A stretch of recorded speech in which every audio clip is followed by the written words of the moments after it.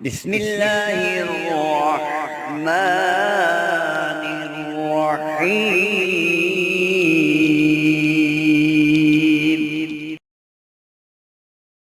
بسم اللہ الرحمن الرحیم۔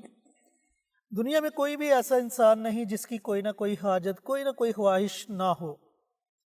کسی کو اچھی نوکری ملنے کی خواہش، کسی کی پسند کی جگہ شادی کرنے کی خواہش، کسی کو رزق کی خواہش، کسی کو بیرون ملک جانے کی خواہش۔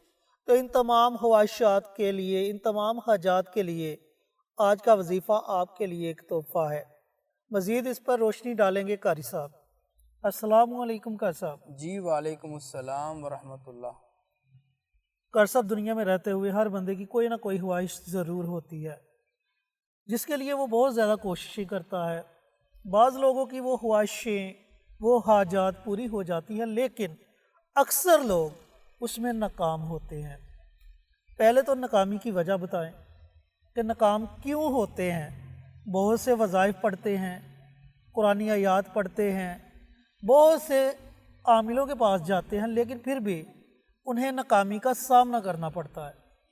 اور اس کے ساتھ ساتھ کوئی ایسا طاقتور عمل بتائیں کہ جس کے پڑھتے ہی اللہ تعالیٰ ان کی تمام جائز حاجات کو پورا فرما دے۔ نحمدہ و نصلی علی رسولہ الکریم، اما بعد۔ اللہ تعالیٰ کی ذات عالی نے جب انسان کو پیدا کیا ہے اور آہستہ آہستہ جب انسان ضروریات کی دہلیز پہ قدم رکھتا ہے تو اس کو خواہشات لاگو ہوتی ہیں اور وہ یہ چاہتا ہے کہ میری ضروریات زندگی پوری ہوں۔ اب اس کے متعلق بہت ساری حاجات درپیش ہوتی ہیں، بہت سارے معاملات اس کو درپیش ہوتے ہیں۔ ایک بات آپ ذہن نشین فرما لیں، اللہ تعالیٰ نے قرآن پاک میں ارشاد فرمایا ہے کُلٌّ یُصِیبَنَا إِلَّا مَا كَتَبَ اللَّهُ لَنَا هُوَ مَوْلَانَا سبحان اللہ۔ وَعَلَى اللَّهِ فَلْيَتَوَکَّلِ الْمُؤْمِنُونَ، کہ جو چیز اللہ کی ذات عالی نے تیرے نصیب میں لکھ دی ہے، تیرے لیے مقدر کر دی ہے، وہ ہر صورت میں تجھے ملنی ہے۔ بے شک۔ لیکن ما اصاب من مصیبت فبما کسبت ایدی الناس، اس کے ساتھ ہی اللہ تعالیٰ نے ارشاد فرمایا کہ بعض اوقات یہ ہوتا ہے کہ ایک چیز ہم نے مقدر کی ہے، تجھے ملنے والی ہے، لیکن تیرے اعمال بد اس چیز کو ملنے کے لیے تیرے ساتھ تاخیر کر دیتے ہیں۔ ما اصاب من مصیبت فبما کسبت ایدی الناس، اللہ خود فرماتا ہے کہ تیرے اپنے ہاتھوں کی کمائی نے، تیرے اعمال نے، تیرے کرتوتوں نے، یہ تو اعمال بد کر رہا ہے، اس وجہ سے تجھے وہ خیر نہیں مل رہی۔ مثال کے طور پہ آپ کا کاروبار بڑا اچھا چل رہا تھا، آپ باہر ملک یا کسی بھی کنٹری میں بڑے سیٹل لائف گزار رہے تھے، تو اچانک وہ خراب ہو گئی، معاملات سارے بگڑ گئے۔ اس کی کیا وجہ ہے؟ اللہ تعالیٰ نے تو تیرے لیے وہ بزنس مقدر کیا ہے، اللہ تعالیٰ نے تو نیک بیوی تیرے مقدر کی ہے، لیکن فَبِمَا کَسَبَتْ أَيْدِي النَّاسِ، تیرے جو اعمال ہیں، تیرے جو کرتوت ہیں، تیرے جو اعمال بد ہیں، انہوں نے تیرے کاروبار کو بند کر دیا ہے، انہوں نے تیری ایک نیک صالح بیوی کو تیرے سے چھین لیا ہے۔ ظہر الفساد فی البر والبحر بما کسبت ایدی الناس، اللہ تعالیٰ نے ایک اور جگہ پہ قرآن پاک میں ارشاد فرمایا کہ یہ جو زمین میں دنگا فساد ہے، اعمال خیر و شر ہیں، ان میں سب کا سب انسان کے اپنے ہاتھوں کا کام ہے۔ بے شک۔ یہ سب کچھ اس کے اپنے اعمال ہی اس میں کار فرما ہیں، جس کی وجہ سے دن بدن انسان ڈاؤن ہوتا چلا جاتا ہے۔ بے شک۔ تو اس لیے اللہ کے کلام کی روشنی میں آپ کو عرض کرتا چلوں، قرآنی آیات کی روشنی میں آپ کے دل کے دریچے پہ دستک دے رہا ہوں کہ آپ خدا را اپنے اعمال کو ٹھیک کیجیے۔ جب ہمارے اعمال ٹھیک ہو جائیں گے، ہمارے لیے ویسے فیصلے آسمانوں سے زمین پر آنا شروع ہو جائیں گے۔ ایک بات تو یہ ہے دوسری بات یہ ہے کہ بہت سارے ایسے افراد ہیں کہ جو بڑے بڑے اعمال کرتے ہیں، سورہ مزمل پڑھا، سورہ بقرہ پڑھا، اور جناب سورہ تغابن پڑھا، سورہ جمعہ پڑھا، بڑی بڑی مشکل وظائف کرتے ہیں، لیکن ان کو فائدہ نہیں ہوتا، کچھ بھی حاصل نہیں ہوتا۔ تو میں آپ کو عرض کرتا چلوں، میں نے بارہا اپنی ویڈیوز میں یہ کہا ہے کہ پیر کامل نہیں ہوتا، یقین کامل ہوتا ہے۔ بے شک۔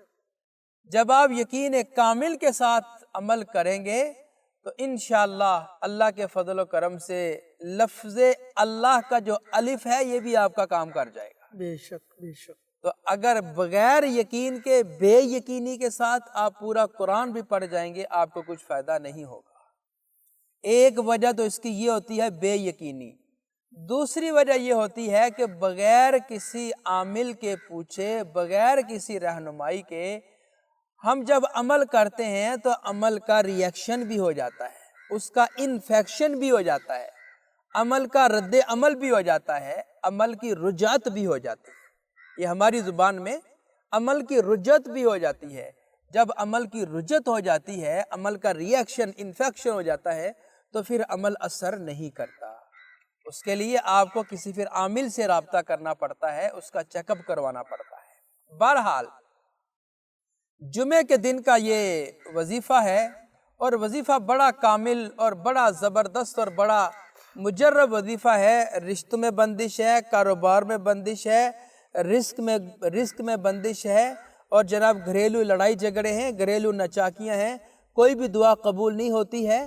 کسی بھی قسم کی الجھن آپ کی زندگی میں اس نے بسیرا کیا ہوا ہے، تمام معاملات کو ٹھیک کرنے کے لیے بڑا زبردست اور مجرب عمل عرض کر رہا ہوں۔ ماشاءاللہ۔ اس سے پہلے میری ایک چھوٹی سی گزارش ہے آپ سے کہ ہمارے چینل پہ جتنی بھی ویڈیوز اپلوڈ ہوتی ہیں یہ سراسر اسلامی ویڈیوز ہوتی ہیں، اللہ تعالیٰ کے نام ہیں، قرآنی آیات ہیں۔ ہم آپ کو بتا رہے ہیں یہ ہمارے لیے صدقہ جاریہ ہے۔